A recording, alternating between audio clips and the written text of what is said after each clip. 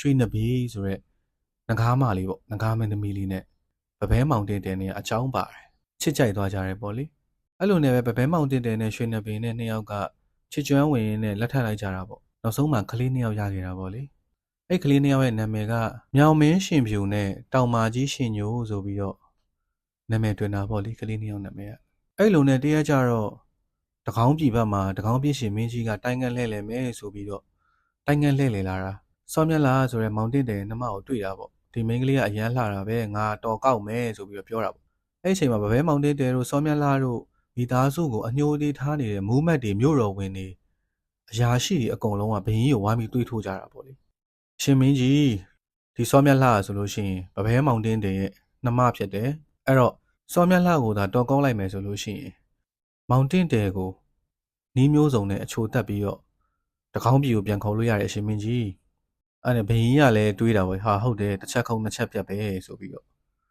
စောမြက်လာလေးကိုတော်ကောက်တာပေါ့လေစောမြက်လာလေးရဲ့စိတ်ထဲမှာလည်းဘလို့တွေးလဲဆိုတော့သူသာဒီဘရင်ကြီးရဲ့ကိုလုတ်တော်မိဖုရားတယောက်အနေနဲ့ဖြစ်လာခဲ့မယ်ဆိုရင်သူ့အကိုပြန်ပြီးတော့ကာကွယ်ပေးနိုင်လိမ့်မယ်လို့သူ့စိတ်ထဲမှာတွေးမိတယ်ဗျအဲ့ဒါနဲ့စောမြက်လာလေးကလည်းဘရင်ရဲ့တော်ကောက်ချင်းကိုခံလိုက်ရတယ်ပေါ့လေဘရင်ကြီးကလည်းစောမြက်လာကိုအသိမ်းသွင်းတာပေါ့နမတော်ကြီးနမတော်ရဲ့ကိုတော်ကိုမင်းနေပြီးတော့ပြန်ခေါ်လိုက်ပါလားသူ့ရဲ့ဗပဲပညာကိုအရန်လေးစားလို့အရန်တန်မိုးထားလို့သူ့ကို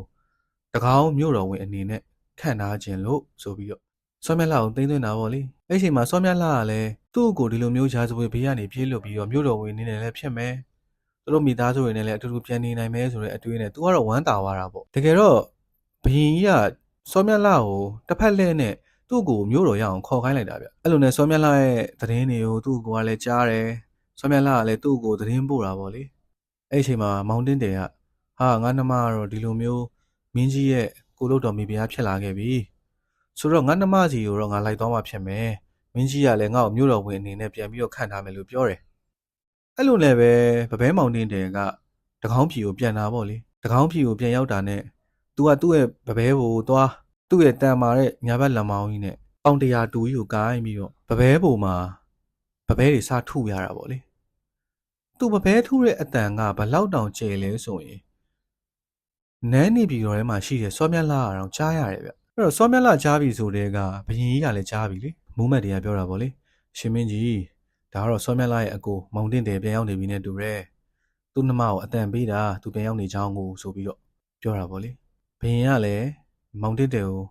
နန်းတော်တွေကိုအခေါ်လှုပ်လိုက်တာပေါ့အဲ့လိုနဲ့ပဲမောင်တင်တယ်ကနန်းတွင်းထဲကိုရောက်လာတာပေါ့လေရောက်လာတဲ့အချိန်မှာဘရင်ကြီးကသူ့ခွင်ထဲကိုဝင်လာပြီဆိုတော့